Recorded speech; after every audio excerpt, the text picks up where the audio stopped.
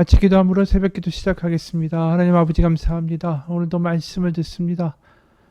말씀이 육신이 되어 우리 가운데 임하시고 우리 가운데 말씀을 먹여주고자 하시는 하나님 아버지의 열심이 있음을 믿습니다. 오늘도 이 말씀을 들을 때에 그냥 스쳐가는 단어들이 아니라 거기에 담겨있는 하나님의 뜻과 하나님의 열심과 하나님의 사랑을 경험하고 발견할 수 있는 은혜의 시간이 되게 하여 주옵소서. 예수님 이름 받들어 기도합니다. 아멘. 오늘은 신명기 27장 1절에서 26절입니다. 신명기 27장 1절에서 26절까지의 말씀입니다. 모세와 이스라엘 장로들이 백성에게 명령하여 이르되 내가 오늘 너에게 명령하는 이 명령을 너희는 다 지킬지니라. 너희가 요단을 건너 내 하나님 여호와께서 내게 주시는 땅에 들어가는 날에 큰 돌들을 세우고 석회를 바르라. 요단을 건너 후에 이 율법의 모든 말씀을 그 위에 기록하라. 그리하면 내 하나님 여호와께서 너에게 주시는 땅 곧 젖과 꿀이 흐르는 땅에 네가 들어가기를 네 조상들의 하나님 여호와께서 너에게 말씀하신 대로 하리라. 너희가 요단을 건너거든 내가 오늘 너에게 명령하는 이 돌들을 에발산 위에 세우고 그 위에 석회를 바를 것이며 또 거기서 내 하나님 여호와를 위하여 제단 곧 돌산을 쌓되 그것에 쇠 연장을 대지 말지니라. 너는 다듬지 않은 돌로 내 하나님 여호와의 제단을 쌓고 그 위에 내 하나님 여호와께 번제를 드릴 것이며 또 화목제를 드리고 거기에서 먹으며 내 하나님 여호와 앞에서 즐거워하라. 너는 율법의 모든 말씀을 그 돌들 위에 분명하고 정확하게 기록할지니라. 모세와 레위 제사장들이 온 이스라엘에게 말하여 이르되 이스라엘아 잠잠하여 들으라. 오늘 내가 내 하나님 여호와의 백성이 되었으니 그런즉 네 하나님 여호와의 말씀을 청종하여 내가 오늘 너에게 명령하는 그 명령과 규례를 행할지니라. 모세가 그날 백성에게 명령하여 이르되 너희가 요단을 건너 후에 시므온과 레위와 유다와 이사갈과 요셉과 베냐민은 백성을 축복하기 위하여 그리심 산에 서고 르우벤과 갓과 아셀과 스불론과 단과 납달리는 저주하기 위하여 에발산에 서고 레위 사람은 큰 소리로 이스라엘 모든 사람에게 말하여 이르기를 장색의 손으로 조각하였거나 부어 만든 우상은 여호와께 가증하니 그것을 만들어 은밀히 세우는 자는 저주를 받을 것이라 할 것이요 모든 백성은 응답하여 말하되 아멘 할지니라.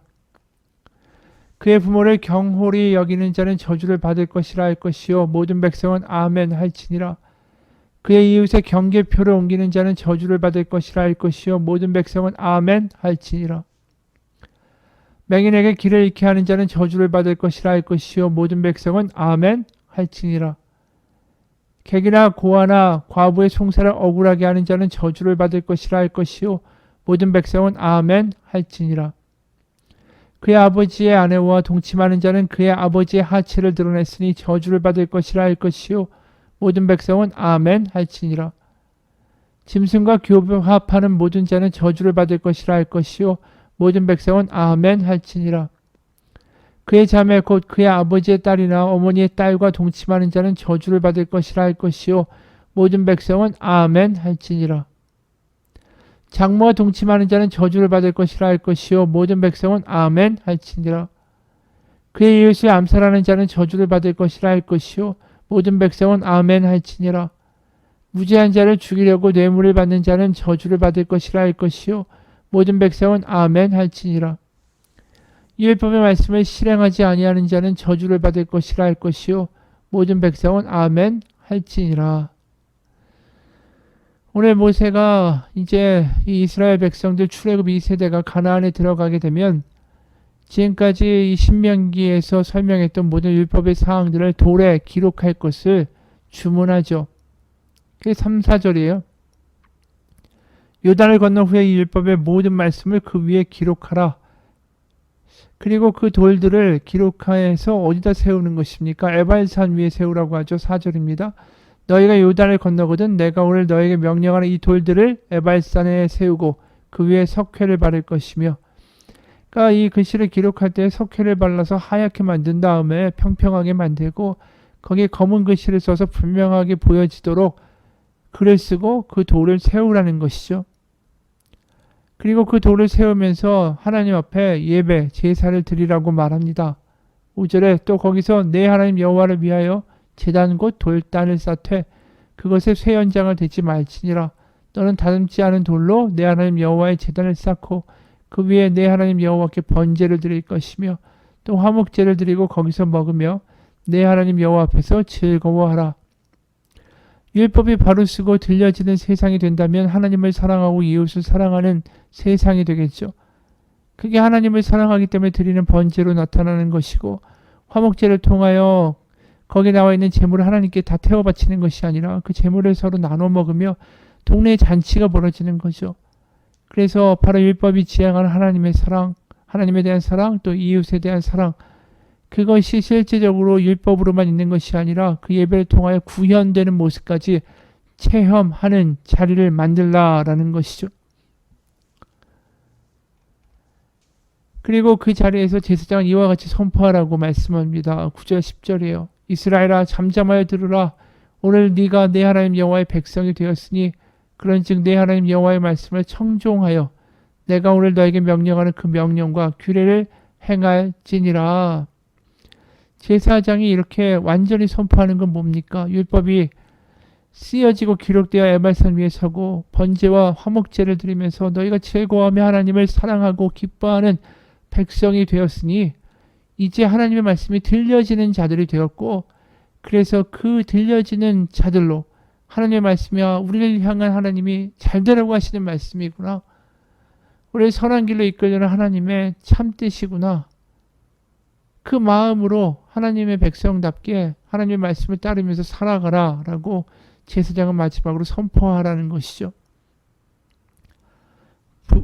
그러니까 간단하게 말해서 굳이 그 예배나 제사 때뿐 아니라 삶 속에서 하나님의 자녀로 하나님의 말씀이 들려져서 떠나지 않고 마음에 머물러서 그 마음에 그 말씀이 자꾸만 떠오르고 자신의 행동 가운데 이 브레이크를 걸어서 정말 어떻게 보면 하나님 때문에 손해보고 하지 않고 하나님 때문에 삼가는 그런 삶들을 하나님의 백성으로 살아갈지어다. 이제 제사가 끝나고 내려가는 이들에게 선포하며 축복하라는 뜻이죠. 이게 전체적인 이제 모세가 이야기한 얼개입니다. 그래서 구체적으로 또 어떻게 하냐면은 그 돌을 세우면서 특히 이러한 일이 벌어져요. 백성을 두 무리로 나누어서 그냥 돌만 세우는 게 아니라 이제 돌을 세우면서 말씀의 선포도 같이 일어나게 되죠. 그래서 두 무리로 나눠서 한 무리는 에발산에 한 무리는 그리심산에 서게 됩니다. 12지파를 여섯 나누는 거죠. 그래서 순종하는 자들에게는 이러한 축복이 있을 것이다. 그래서 축복을 선포하는 이야기를 그리심산에서 하고 하나님의 말씀에 불순종하는 자들에게 이런 저주가 내릴 것이다 라는 말을 에발산에서 선포하게 되는 거죠. 그래서 이러한 모든 앞서 말한 모든 이 제례와 이런 어떤 행사가 실제로 가나안에 들어가서 여호수아 8장에 가게 되면 실제로 실행하게 돼요. 그래서 지금 오늘 우리가 보는 이 본문에는 이 축복의 이야기는 없고 저주의 이야기만 기록되어 있습니다. 실제로 이 축복에 대한 이야기가 어디에 있는지는 알 수가 없지만 이 에발산에서 이들이 듣게 되는 저주의 이야기가 여기에 나오죠. 물론 우리가 28장에 가게 되면 축복과 저주에 대한 내용이 굉장히 자세하게 나오긴 합니다. 그 내용을 전부 다 이제 그 에발산과 그리심산에서 선포를 했는지 아니면 그 내용이 달리 오늘 우리가 보는 이 에발산에서 선포되는 저주 12계명과 이제 축복문이 따로 있었는데 축복문은 여기 기록되어 있지 않은 것인지 굉장히 분명하진 않죠. 근데 일단 여기에 보는 저주의 12개의 계명이 나오죠. 이것은 하지 말라. 이게 에발산에서 선포된 것은 분명합니다. 왜냐하면 아멘 할지니라. 그들이 아멘하고 대답해야 된다라는 거죠. 이 언약을 다시 한번 기억하고 율법의 도를 세우는 그 순간에 그러니까 이 저주의 12개의 말이 다 똑같이 저주를 받을 거라 할 것이요 아멘 할지어다. 이런 식으로 대화의 형태로 되어 있는 거예요. 축복문을 알지 못하지만 저주의 내용을 보게 되면 이 내용들이 다 보면 10계명의 내용들하고도 사실 중복이 되는 내용들이 있다라는 거죠. 그래서 분명하게 이들이 하나님의 백성이 되었기 때문에 특히 아멘이라는 응답을 받고 이야기가 진행된다는 것이 더 인상적이죠.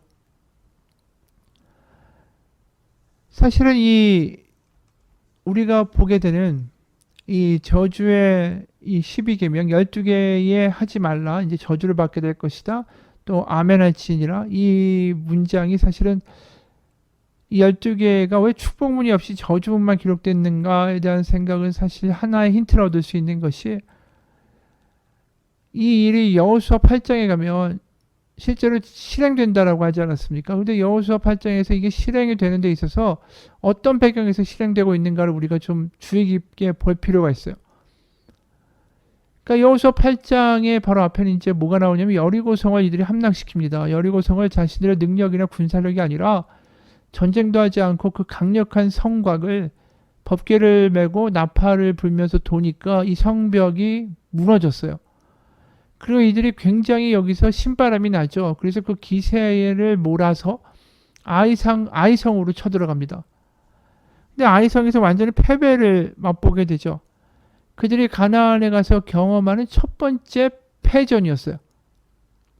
왜 그랬냐면 하나님의 명령이 모든 걸 진멸하고 모든 걸 태우고 거기서 얻어지는 금과 은과 보화들은 개인이 갖는 것이 아니라 전리품이 아니라 여호와의 창고에 보관해라 라고 하나님 명령하셨는데 그걸 어기고 누군가는 그 물건을 빼돌린 거예요. 자신의 소유로.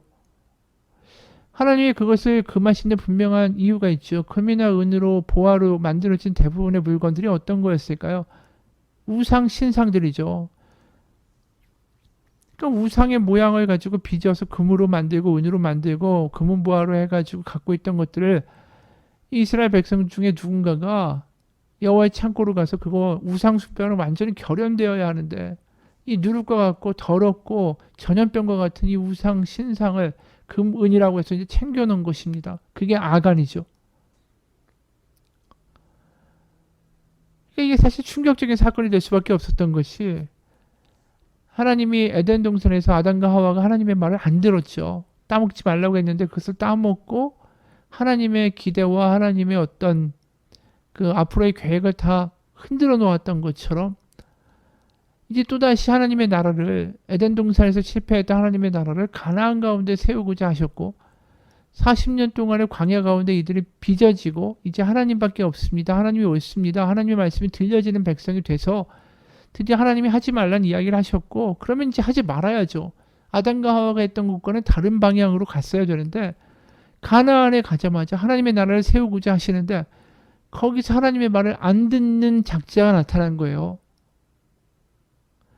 그러니까 40년의 그 하나님의 오래 참으심과 백성들이 고생했던 그 순간들이 한 번에 어떻게 보면 완전히 다 흔들어 버리는 일을 이 아간이라는 작자가 한 거죠.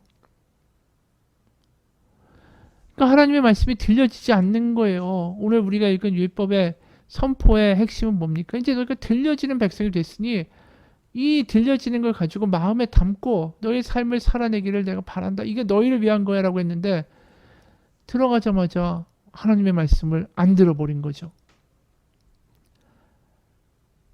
결국 아간은 적발되어 죽게 되고 그 다음에 어떤 일이 있냐면은 에발산 그리시민산에 올라가서 지금 말씀하신 신명기에 나와 있는 일을 여호수아가 하게 되는 거예요. 이스라엘 사람들과.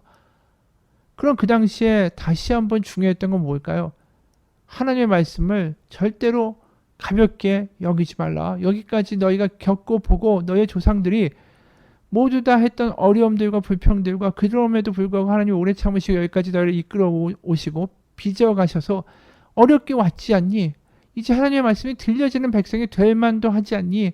그러니까 하나님의 말씀에 우리가 듣고서 이거 경각심을 일으키면서 이렇게 하면 저주받는다. 아멘입니다. 라고 다시 한번 그 아간의 사건 이후에 확실하게 매조지를 할 필요가 있었다라는 거죠. 그러다 보니까 요단강을 건너서 바로 사실은 모세가 말한 대로 신명기에 나와 있는 대로 율법 이걸 바로 세우고 이렇게 하지 않았어요. 물론 에발산과 그리심산까지 가는데 시간이 걸렸겠죠. 하지만 그때에 맞춰서 이 아간의 사건이 생겼고 결국 여호수아가 올라가서 오늘 이 모세가 말하는 이 저주의 12계명들을 외치면서 그들은 아멘 하면서 다시 한번 정신을 바짝 차리는 계기가 되었던 것입니다. 그러다 보니까 우리가 아까 말한 대로 여기 축복의 어떤 말과 너희들 이렇게 하면 복을 받을지다 그러면 아멘 할지어다 이런 식의 말은 사실 여기서 기록되어 있지 않다라는 것이죠. 아마 아건의 사건 때문인 것 같아요. 그래서 여기 보면 이 저주의 12계명 중에 몇 가지를 보면 뭐 우상은 가증한 것이니 이것을 세우고 만드는 자는 저주를 받을 것이라. 그럼 모든 백성은 아멘 할지니라. 또 뭐 부모를 경홀히 여기는 자는 저주를 받을 것이다. 모든 백성 아멘 해라. 뭐 이런 건 다 십계명에 나오는 거죠. 그리고 17절에는 그의 이웃의 경계표를 옮기는 자는 저주를 받을 것이라. 모든 백성은 아멘 할지니라. 이것도 남의 것을 훔치지 말라. 도둑질하지 말라. 십계명에 있는 내용 그대로가 사실은 다른 말로 표현되어 있을 뿐이다라는 거죠. 그리고 18절부터 19절도 맹인에게 길을 잃게 하는 자는 저주를 받을 것이다. 그럼 아멘.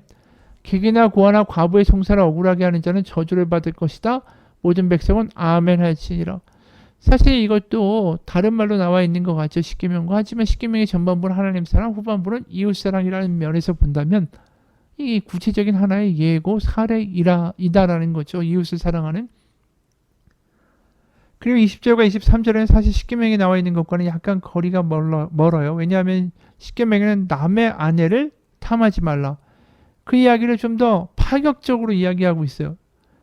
20절 보면 그의 아버지와 아내와 동침하는 자 저주를 받을 것이다. 여기 나와 있는 아마 아버지의 아내는 자기를 낳은 어머니는 아닐 거고 아버지의 아내가 여러 명 있을 때 다른 아내겠죠. 그리고 21절에 짐승과 교합하는 모든 자는 저주를 받을 것이다. 모든 백성은 아멘 할지니라.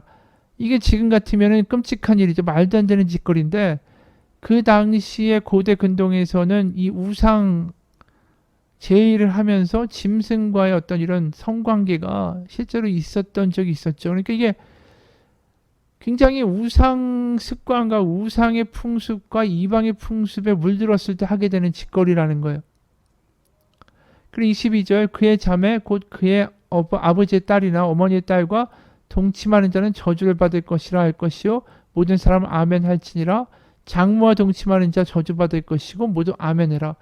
근데 사실 이 내용들을 보게 되면 결국 이런 일들을 벌이게 될 때 이게 어떤 우상의 이방 풍습에 물들어서 일어난 일이든 간에 어찌든 일이든 간에 이런 일들을 벌이게 되면 가족 구조가 붕괴되죠.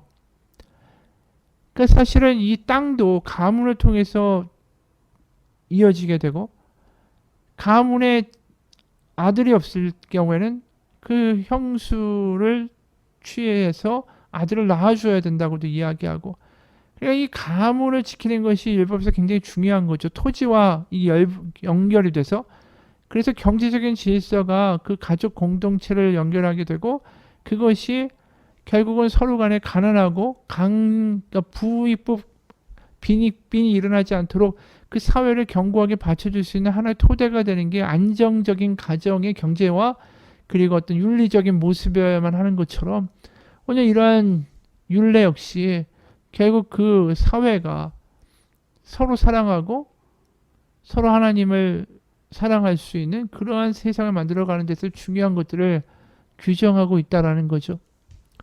24절도 마찬가지예요. 25절 이 살인하는 자 저주받을 것이고 무죄한 자를 죽이려고 뇌물을 받는 자 저주받을 것이고 그래서 이런 율법의 말씀을 행하지 아니하는 자는 저주를 받을 것이다. 그럼 다 아멘 하라는 것입니다.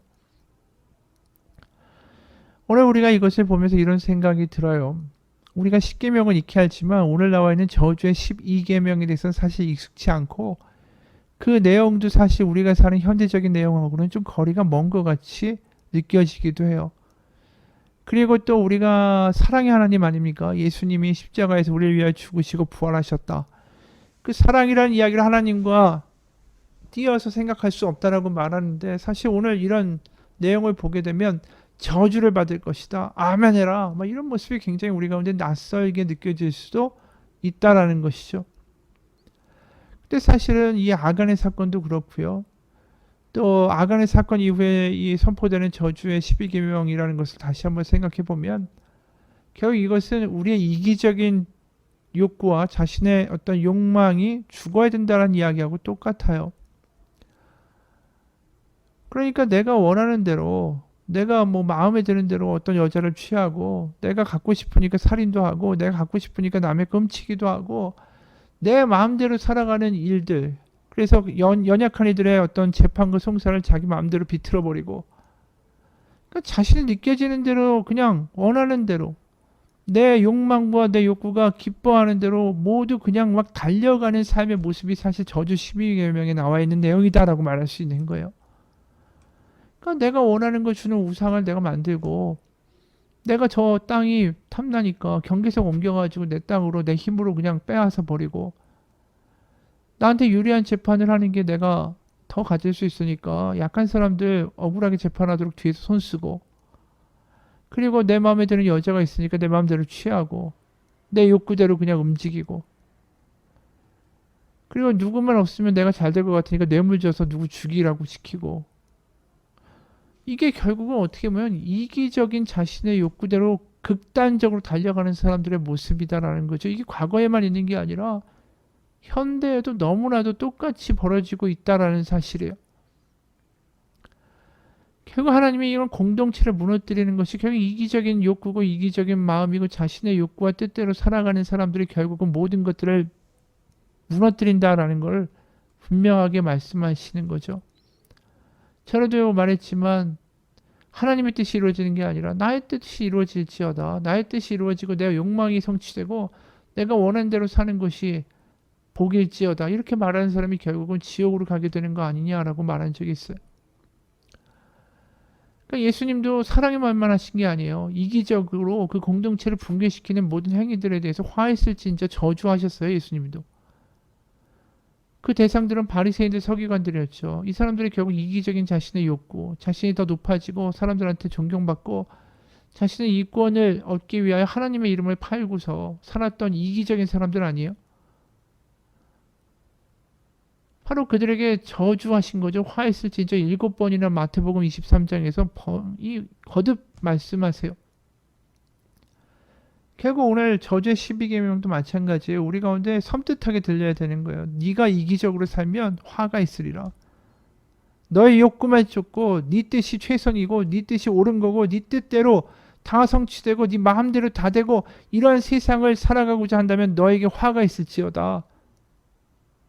그렇죠. 하나님 없이 사는 사람은 결국 화를 입게 될 수밖에 없어요. 여러분, 우리가 하나님을 믿으면서 제대로 믿고 안 믿는가를 판별할 수 있는 중요한 것은 뭐냐면, 내가 가는 곳마다 하나님의 공동체가 되는가, 하나가 되는가, 내가 가는 곳마다 가정이 하나가 되는가, 내가 가는 모임마다 하나님의 은혜로 우리가 하나가 되는가, 아니면 내가 가는 곳마다 다 갈라지고 편갈라지고 흩어지고 분란이 생기는가. 이게 사실은 굉장히 중요한 문제라는 거죠. 왜냐하면 내가 이기적이면 결국 뭐라고 그랬습니까? 공동체를 붕괴시킨다고 그랬어요. 예수님이 그것에 대해서 경고하셨고, 하나님도 오늘 저주의 12계명을 통해서 너의 이기적인 욕구를 따라 사는 것은 결국 망하게 될지어다. 공동체를 망가뜨리는 거죠. 지금도 우리가 갈 때마다 하나가 되고 거기서 하나님의 주시는 마음으로 정말 서로 돌보는 일들이 벌어지게 되고, 이런 일들은 어디서 일어납니까? 내 이기적인 내가 죽어야죠. 이기적인 욕구가 죽어야죠. 이기적으로 내가 인정받고 이기적으로 높아지고 내가 이기적으로 뭔가 더 취하고자 하는 마음이 죽어야 거기서 하나 될 수 있는 거 아니겠어요? 그런데 철저하게 자신의 체면과 이기적인 마음과 이기적인 욕구로만 살아가는 사람들이 있는 공동체에서는 결국은 분란이 생겨요. 왜냐하면 내 뜻대로 안 해주는 사람들이 마음에 안 들거든요.